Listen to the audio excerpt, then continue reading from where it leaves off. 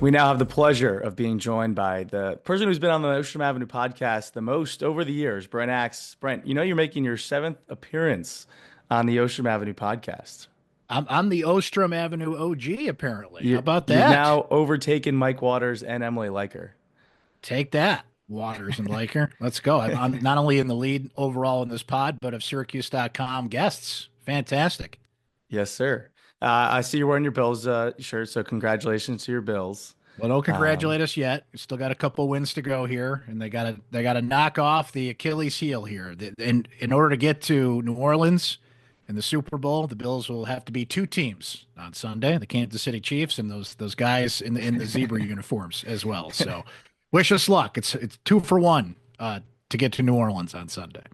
I'm excited to watch it. Speaking of football, Syracuse football just in the final AP poll, number 20 in the country, and it's kind of just been a kind of transformation year. Kyle McCord transfers over from Ohio State, and Syracuse kind of does what it does in year one of Fran Brown. If there was a one word to kind of summarize kind of that transformation of football from the end of the Dino Babers era, now end of year one of Fran Brown era, what would that word be or phrase be in terms of how you describe it?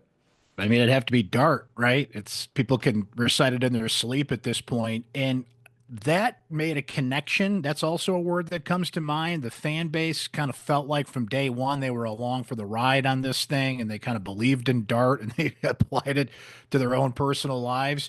But I think you actually said the word transformation. I mean, to come in and completely flip the script. Gets now Syracuse was in a bowl game before Fran Brown got here. It's not like they went from 4-8 to 10-3, but the transformation of literally from the transfer portal in the players that helped Syracuse get over that hump, namely Kyle McCord, but other guys, Jackson Meeks and Fidel Diggs, notably, in the transformation of what Syracuse football is and what the feeling is. They're now high on recruiting rankings. They have more recruits coming in 2025 than any school in the country. And what McCord did sends the message to other quarterbacks that you can come to Syracuse, you can succeed at Syracuse, you can set records, you can up your draft stock. And what Syracuse football is in terms of reputation now versus what it was a year ago is worlds different, right? So finishing number 20 in the poll, which Syracuse had not been in the AP poll a lot in recent years. It's only what their third 10-win season since the early 90s. Fran Brown came in and checked every single box that a first year coach would have to. Are you recruiting better? Yes. Are you winning? Yes. Is the fan base behind you? Yes. Right? Like everything is on his side, which is very important, Jordan, because 2025, as we all know, setting up to be a hell of a season. In that final AP poll, there's 4 teams that are ranked ahead of Syracuse that they will play, all on the road. A couple that will slip into some preseason rankings that didn't make the final. Georgia Tech's making some preseason rankings next year. That's in Atlanta next year, along with all the hard teams that we know: Notre Dame, Miami, SMU, Clemson. The big games. That is amazing how that worked out on that schedule. That every ranked team, name brand team, hard team on that schedule, all away from the JMA Wireless Dome next season. Speaking of that, I was going to ask you that next with our last football question before we get to some basketball and lacrosse. Are the expectations the same? Maybe not like a 10-win season, but are they still, 8, 9-win season given how hard the schedule is? I think the stat was they're playing 4 teams that made the college football playoff this year. Next year, again, like you said, all on the road. If you ask Fran Brown, it is. So I think you take the lead from the coach, right? He's sitting there at that press conference for the Holiday Bowl saying, I wish we were playing next week, right? So why would you now from his perspective, I don't think Fran Brown's be like, guys, if you see that schedule, we win 7 games. We're good. But what I've been struck by is the fans get it. The fans that I talk to that our Syracuse Sports Insider text line talks about, even on social media a little bit, people are like, man, if they win 7 games with that schedule, you take it and run. Now, will all those teams be what they were next year that they were this year? I don't think too many of them are going to drop off, right? Notre Dame's going to be great. Tennessee is going to be great.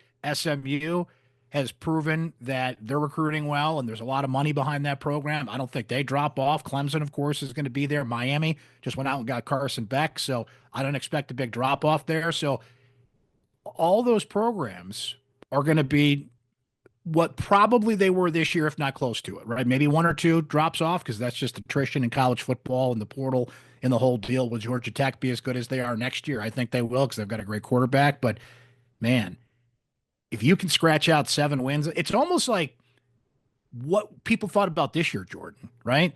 First year coach, and if he wins 7 games and they improve and get to a bowl game, hey, we're off to a great start. But Syracuse just had this absolute meteorite of a first season.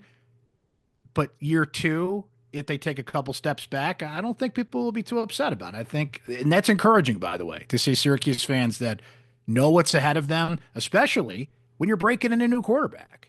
Whoever starts at quarterback for Syracuse against Tennessee on August 30th, short of them bringing in somebody else from the portal that's not on the roster right now, Jordan, will have never started a college football game.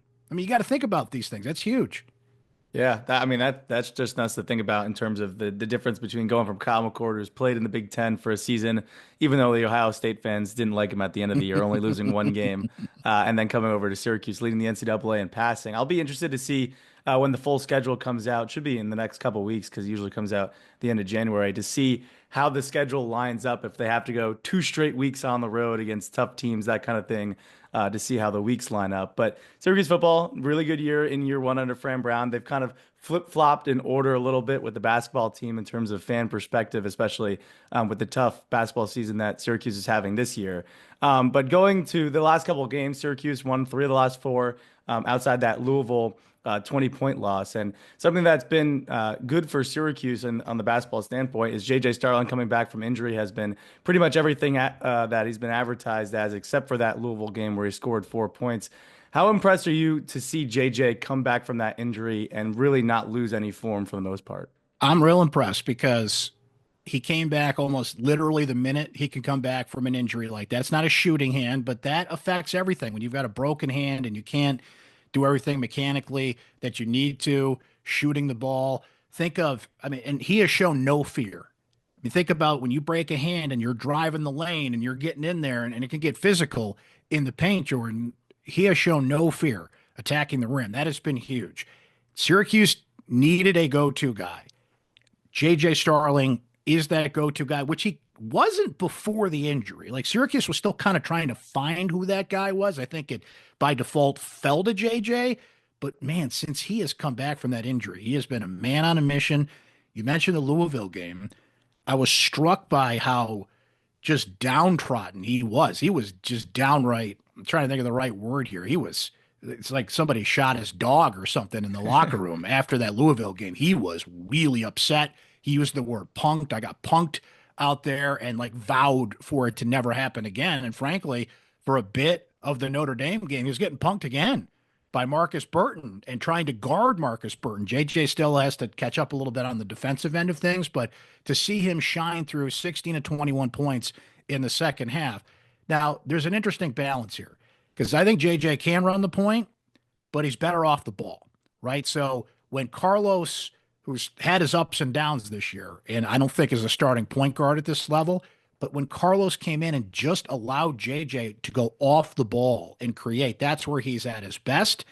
And that's where Syracuse needs him at this point. But all things considered, to come off an injury like that, it's almost like it never happened, right? In a way. I mean, when you look at Syracuse's record and what kind of team they were without him, they certainly could have used him in that stretch.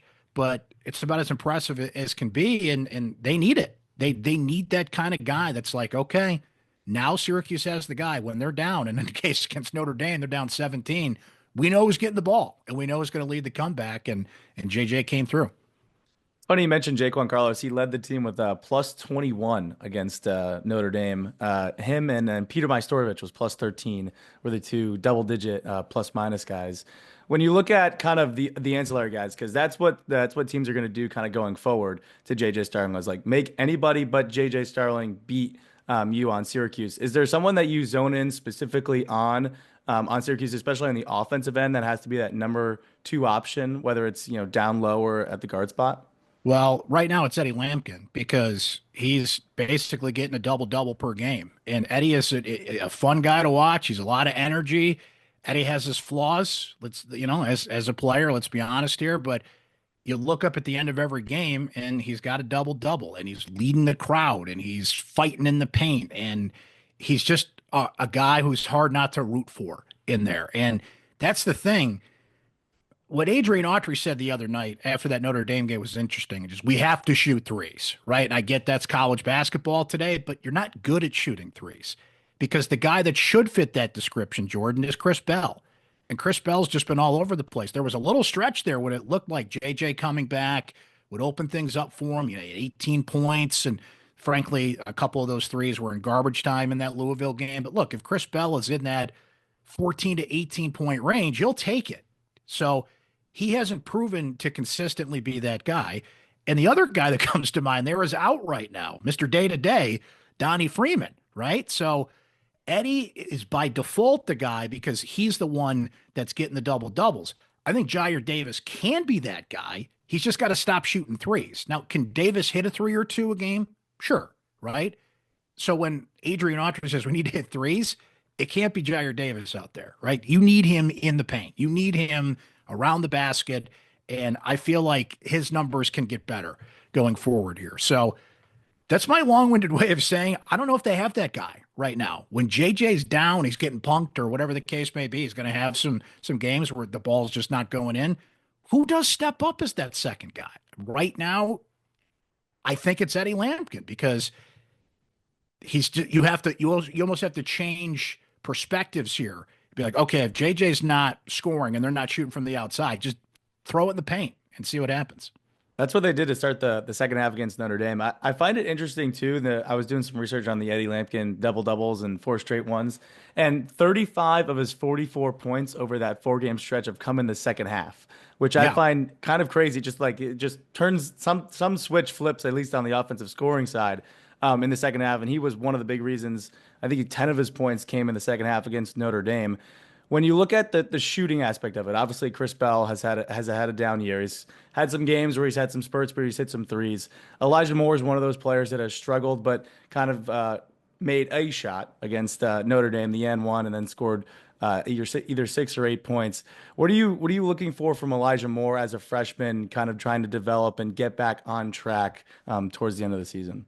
Well, I'll tell you what, that Notre Dame game was huge for him just to feel like he was a part of it, right? My numbers may be off here, but he missed about 14 straight threes, if I'm not mistaken, coming into that game. He had not made let me put it this way. He had not made a three since Maryland. When Syracuse played Maryland on December 21st. That's a huge gap for a player who's starting, for a player who is the number one thing you think of from Elijah Moore is he shoots threes, right? I think he shot more threes than anybody in high school a year ago. That's what he's primarily in there to do. But I think that Notre Dame game showed you got to do more than that. You can drive in a little bit. Sometimes you get that little short hopper in the paint, little jump shot, get you going a little bit. It's been intriguing to see that both Moore and Bell have been so inconsistent from the three-point line because those are Syracuse's two primary three-point shooters. So if Adrian Autry is going to continue to anoint Moore as a starter. Now, look, if Moore's the one guy who I think if he's not playing well and you can sense it early, you can kind of slide him out and put in Carlos or put in a Kyle Cuff, who's just been huge for this team off the bench, right? That's where, even though Syracuse is a team that traditionally gets off to slow starts this year, I think they've only led it the first TV timeout like 3 times this season, 3 or 4 times, if I'm not mistaken. You can slide Moore out, right? And it's not going to kill you, especially if he's not scoring. But it just goes to show you too, Jordan, in the era of, we're looking forward to next year, right? Sadiq White and Kiyan Anthony and what kind of impact they can make. Donnie Freeman, who's been out injured, came in as the highest rated recruit since Carmelo Anthony. Elijah Moore came in with a lot of hype. These guys are still freshmen, and they still have to get used to the speed of the game and all the things that traditional freshmen, if you will, even though we're in the NIL era and again, all the hype and everything that's behind these players, they still have to get used to life at college and what their role is. And now it's January 21st, and we're starting to flip to that time of the year where freshmen become sophomores, and Elijah Moore still looks like a freshman in a lot of ways out there. So he's got to flip that script. He's got to just flip that. I'm trying to think of the best way to put this. Like, he's got to become a sophomore. He's got to get it. They have to simplify the game to the point where this is what you do, this is how you help us, and we need you out there because, man, when he looks good, he looks good. And Syracuse just needs that extra scoring out there, and he could be the guy that provides it. It's funny you mentioned the freshman stuff because my dad went to Rutgers, so we're Rutgers fans, and Ace Bailey and Dylan Harper, Yeah. leading the team as freshmen. It took a couple games, a month or two for them to kind of settle into that role, and now in Big Ten play, it's another adjustment, kind of like going into conference play in any And those are two league. top 5 picks in the draft, right? Yeah. It just goes to show you, like, you can have all the talent in the world, but you still need good coaching. You still need complementary players. You still need experience. You still need a lot of things to be successful. Yeah, absolutely. When you mentioned Kyle Cuff, and he's just been an interesting player all season long, coming off the bench for the most part. There was some interesting debate on whether he should start a couple games ago. Where do you think Kyle Cuff's at right now, and how much energy and kind of impact does he bring to the floor that people don't necessarily see in the stat sheet? Man, I've seen it through the years. There's just certain guys that are better off the bench, right? Dion Waiters is a perfect example of that. Never started a game at Syracuse, played starters minutes, but there's just something about when somebody comes in 12, 13-minute mark of that first half and just changes the tenor of a game, changes the energy of a game. I don't know if Kyle Cuff could handle starters minutes. There's been a couple games this year he's played starters minutes this year, but he is the perfect. It's almost like he's a middle reliever in baseball that can just come in and change the tenor of a game. Kyle Cuff has that court presence and that experience and that confidence that Elijah Moore needs. That only comes with time, right? Cuff believes in himself. He's a water bug out there. He's got a good enough 3-point shot that he can contribute in that area. Plays with a lot of energy, and this makes me happy, Jordan. He makes his free throws, which is important. Look at that Notre Dame game. Now, a few of those were after the technical foul late in the game, and he's out there icing it with like 4 free throws in a row, but he went 10 for 10 from the free throw line. Kyle Cuff is not afraid to drive the paint. There's been a few points this year where, he's getting rejected in there, but I like that he's not afraid to go in there and try and draw that foul, right? You need those guys. You need those role players. And look, Kyle Cuff's got some experience. He was on a Kansas team that won the national championship. And when you talk to him in the locker room afterwards, he feels like somebody who's been there and done that. And this team needs that. So, I mean, I love Kyle Cuff. I'm a big fan of his game and what he does and how he plays. And Syracuse needs that. They need that. We were talking earlier with so many freshmen that I'm relying on and other guys that just have not come around. He has been the most consistent. Trying to think of the right way to put this. He's been the most reliable player on this team this year, other than JJ, right? I mean, Kyle Cuff, even if he's not putting up numbers in the box score, he's going to give you energy. Like I think Autry said it the other night. He brings something every game, and that's been huge for Syracuse.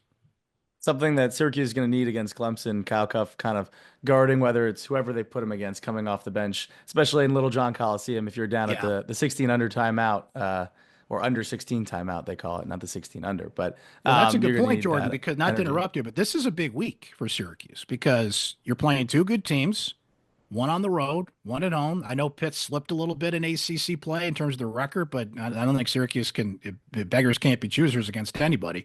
Syracuse has to prove that they can punch up, that they can knock off a better team. Now, Notre Dame's record, I don't think reflected how good of a team they were because they had played some close games against some good teams. But Syracuse lacks that, man, they beat that team win. They came close a couple times this year, but this is a big week. And Clemson is a physical, tough team. They have really got to slow down Joe Girard. Oh, no, he's not there anymore. I'm kidding. But it feels like, they played Joe Girard so much last year, like he's still there and they're still matching up with him. So shout out to Joe, who's doing well in international basketball right now. But if the way that Syracuse played against Notre Dame, the way they came back, the way they overcame that 25-8 deficit, played hard on defense, if they can continue to play that way and give this fan base something to get behind them, say, you know what? I like the way they play the game. You beat a Clemson on the road or at least show up and punch Clemson in the nose and show something, and then say beat Pitt on Saturday at home. You'll see some of those fans that have been missing from the Dome starting to come back and get behind this team. I think this is a big week to show that they can punch up and they can give a team a run in this league, because what Syracuse is counting on right now is just winning a lot of those 50-50 games. And let's be honest, there's a lot of those in the ACC this year because the ACC is really down. But I'm as curious as anybody how they handle this week and how they handle themselves against two teams that are clearly better than them. That's what I think interests me and some of the guys that call the games for W8ER is we always sometimes get caught in the professional kind of thought process of when you're middle tier or towards the bottom tier, you know you're not making the playoffs per se, and teams start to tank and try to get draft picks and that. But that's not how college basketball or any college sports work. Every win kind of matters in terms of building the culture, especially in year two of a coach. How much do you think that if like a win against Clemson, a win against Pitt, or some big wins down the stretch, even if they don't make the NCAA tournament, would really help kind of build momentum into a potential next year with Adrian Autry? I think it's not how you start, it's how you finish. And people have short memories. And if they remember that you picked up a couple big wins, finished out strong, I mean, let's face it, just make the ACC tournament. You don't want to be one of those three teams that doesn't even get to go to Charlotte, right? But if you miss the NCAA tournament, which they're well on track to here at this point, for the fourth straight year, I mean, I feel bad for those people that came in that freshman year of 2021. They never would get to see a Syracuse basketball team. That's me, Brett. That's Freshman you. year 2021. That's you. Oh man, I Senior feel year, bad for you. Senior year of high school was the run into the Sweet 16 against West Virginia. You're the perfect example. So how would that feel? Let me turn the tables on you here and ask you a question. How would that feel as somebody that would be one of the rare generations that never got to experience Syracuse basketball in the NCAA tournament?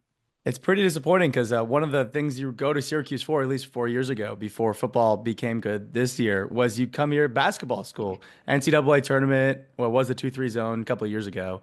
ACC tournament, you're playing big games against Duke in the Dome with 35,000 fans in attendance. And yeah, it would be disappointing to not go to an NCAA tournament. Yeah, it hasn't happened since the 1960s here. You could just set your watch by the fact that Syracuse would winning 20 games isn't what it used to be, but they would win 20 games and then go to the NCAA tournament. So even if they do finish strong, whatever that qualifies as, Jordan, they don't make the tournament. You are putting so much pressure on next year's team, on Sadiq White, on Kyan Anthony, on that good recruiting class they have coming in. It's a top 10 recruiting class when you add in Luke Fennell from Australia, who's it's a pretty good experience at what is a pro level in Australia and a player to watch. And Aaron Womack, who's coming in as well. You put a lot of pressure on Autry, and that's what everybody said, right? Oh, well, next year, I've called it's the beacon over the hill, right? No matter how down this team gets, everybody keeps pointing to next year. It's like, well, the more they lose and the more they don't win games that they should, and whatever the record ends up being, and however this thing finishes out over the next month and a half, they're putting a lot of pressure on next year to make the tournament, to get fans back, to be interesting again, to be fun again. And let's face it, we're in the NIL era here. Syracuse is not ranking where you think they should when it comes to programs that are spending money, that have big budgets. And Louisville just came in, as you mentioned. They had a top 8 NIL budget out there. And to not see Syracuse basketball on that list, I think there was a top 20 list. I could be wrong here. Somebody could challenge me on this, but I know they're not spending the money and don't have the money that a lot of programs do. I mean, somebody told me this the other day. Frank Anselm, okay, who was at Syracuse for a cup of coffee, sits on the bench for Louisville, and that guy's getting like $200K. Okay, Syracuse's top guys. Okay, Eddie Lampkin's getting somewhere in that 600 to 700 range. I think JJ's about the same. You see JJ on commercials. You see Eddie Lampkin on commercials. Donnie Freeman, I think he's a little below that, right? But they're not getting the money that you would think with the history and reputation Syracuse basketball has that they should be getting, right? So you got to catch up in that department too. And let's face it, football has picked up a lot of momentum because they get it now. The people that put up the money for Kyle McCord, they're like, okay, I get it now. Why we had to pay that money. And now you have not only boosters, but alums that have held off for a long time giving money to the university. They're like, okay, I get it now. We got to spend this money. And we could do a whole show about this, Jordan. It's not sustainable to keep doing this year after year, but in the short term, when you have to, if you want to win and you want all these things that you bellyache about as a fan, well, they got to spend money. They've got to go out there and spend money. And I'm rambling here, but I have to make this point. Eddie Lampkin was one of the top rated players at his position in the portal. They went and got one of the top guys. They accomplished that mission. Now we'll see how it plays out. Eddie Lampkin is doing what he needs to do for this team. I think he would come close to saying, okay, I think that was worth the money to spend because they needed that position so badly. But has Lampkin been, I hate to compare him to McCord, but I think people are still like, okay, well, what did we get for that? Right? You got like you didn't get a game changer. You got a guy that filled a role, right? So they got to go and find that game changer. Oh no, by the way, you got Cayenne coming in, you got Sadiq White coming in, like some guys that you got to pay, and whoever's in the portal that they would target in that instance, and that's where Alex Klein comes in, right? Because they didn't have Alex Klein, pardon me, their general manager to sort these things out. That's the most important job a GM does now is who we need to target in the portal and how do we go get them. It's an interesting world in college basketball right now. So lacrosse season's coming up soon. What is it now? 10 days? 10 February days. 1st. Yep. February It's 1st. coming. Jacksonville inside the dome. The Inside Lacrosse preseason poll came out this morning. Syracuse ranked number 2 behind Notre Dame. Cornell, they also play later in the year, number 3. Maryland 5. Virginia 6. Duke 7. They're playing half, basically, the preseason media poll. What are you most excited for to see in Syracuse men's lacrosse this year?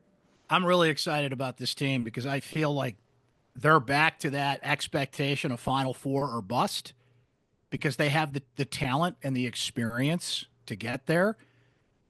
Syracuse always has a tough schedule, right? But you just hit on it.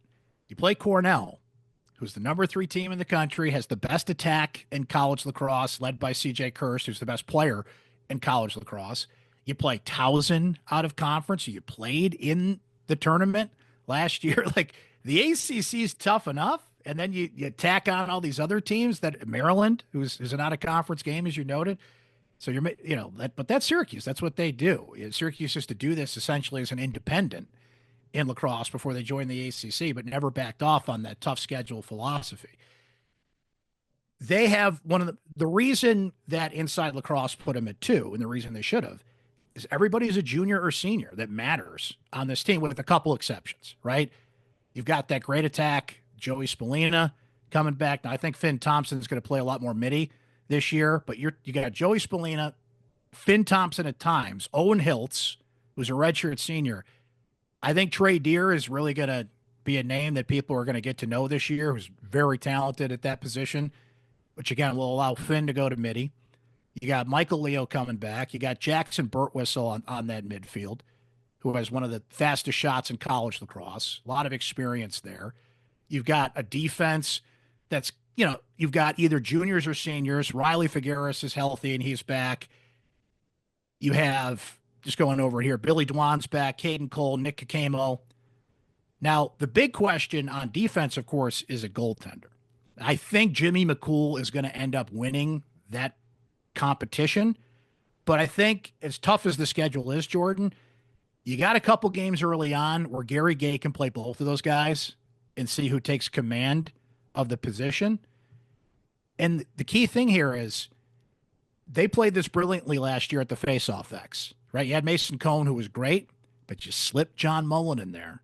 And slowly but surely, as the year went along, you saw the talent that Mullen had. You saw the experience that Mullen had, and he's ready to step in as a sophomore and be the face-off guy, right? And you have Jake Spallina, who can do that as well.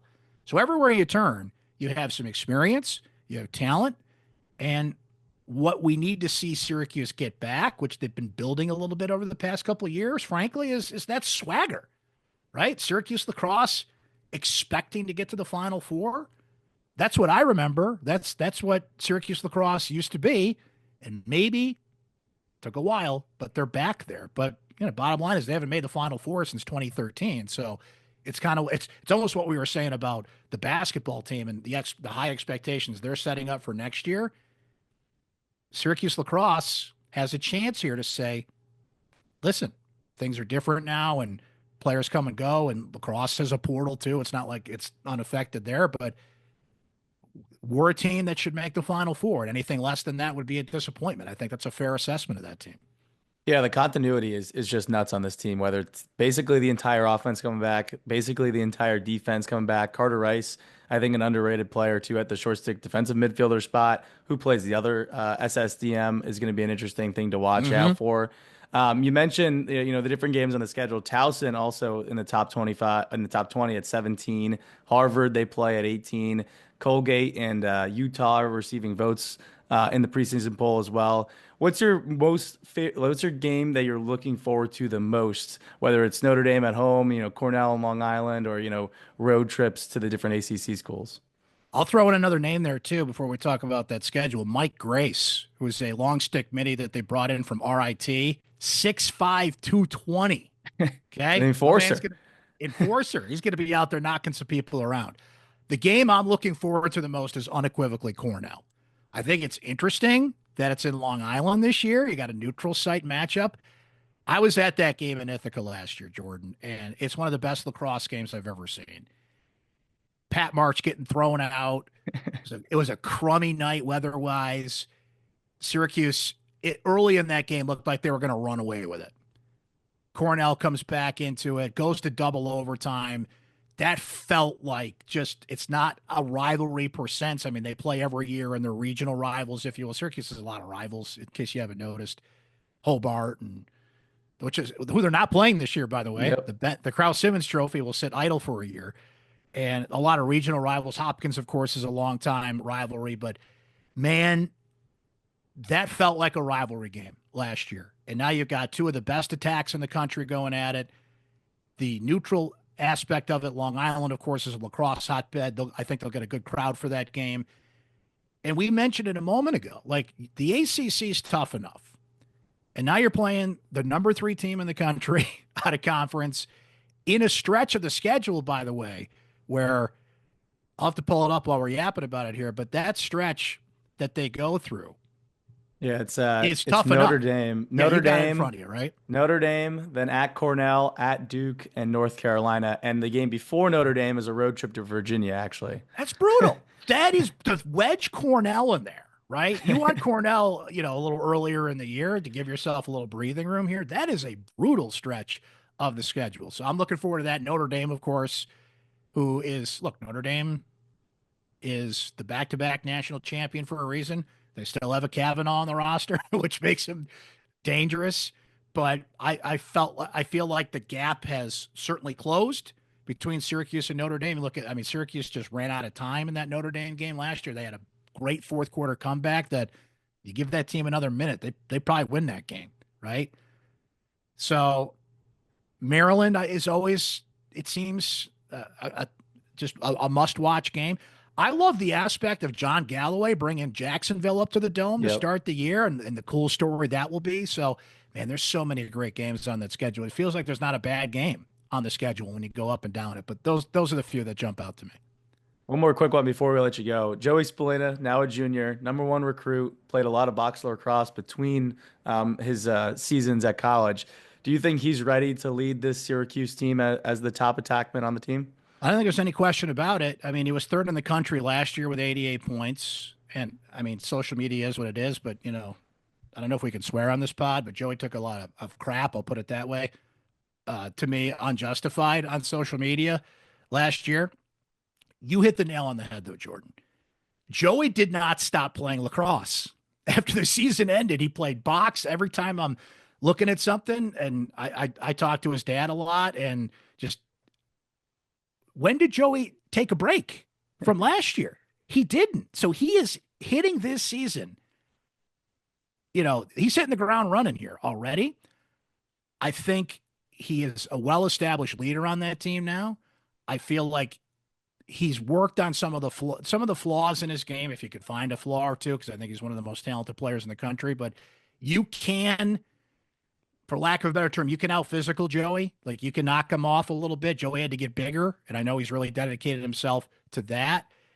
But what Joey lacks in size and speed, sometimes he makes up for in mechanics. He makes up for. He's one of the best cradlers in the country, and just he knows the game and where to be, and he can kind of make up for some of those flaws that way. Joey is what JJ Starling is to that basketball team, but there's more talent that surrounds him, if that makes sense. Even though you have Hiltz and Thompson and all those guys we mentioned around him, when it's on the line, you want Joey to have the ball in his hands, not only to score, but to find that guy that's cutting to the cage. I mean, Joey he sees the game better than anybody on that team, and one of the better players in the country. There's a reason you put Joey in the position he is at attack, and you let him quarterback that team.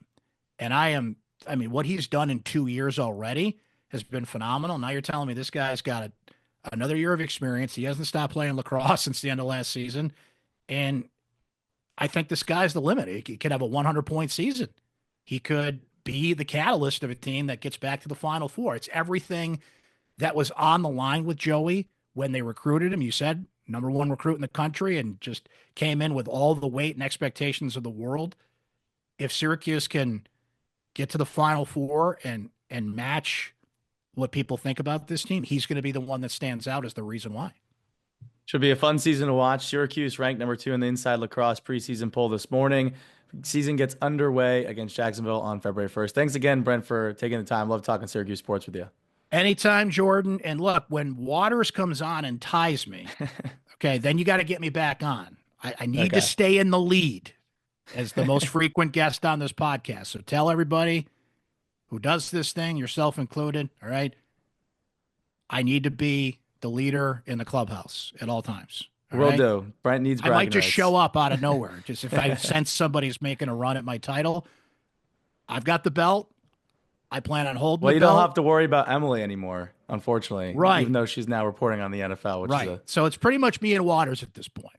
Yeah. So, Mike, just so you know, that belt's mine. You can't have it. Okay? Thanks again, Brent.